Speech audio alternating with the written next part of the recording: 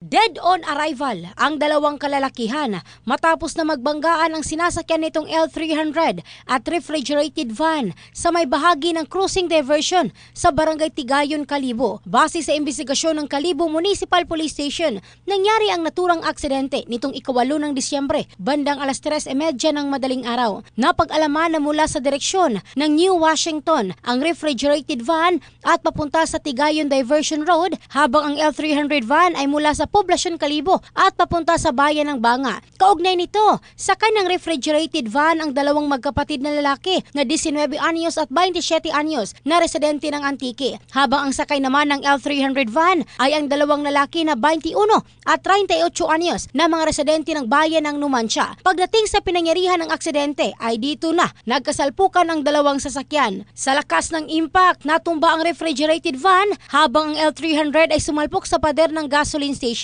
Kaagad naman na rumisponde ang kapulisan at nang dalhin na sa ospital ang mga sugatan, ay dito na idiniklara ng doktor na dead on arrival ang pahinante ng refrigerated van na 27 anyos at ang driver ng L300 van. Samantala, patuloy pa ang ginagawang imbestigasyon ng Kalibo Municipal Police Station ukol sa naturang aksidente. In the heart of changing lives, ito si Michelle Craste ng Brigada News Philippines, the Music and News Authority.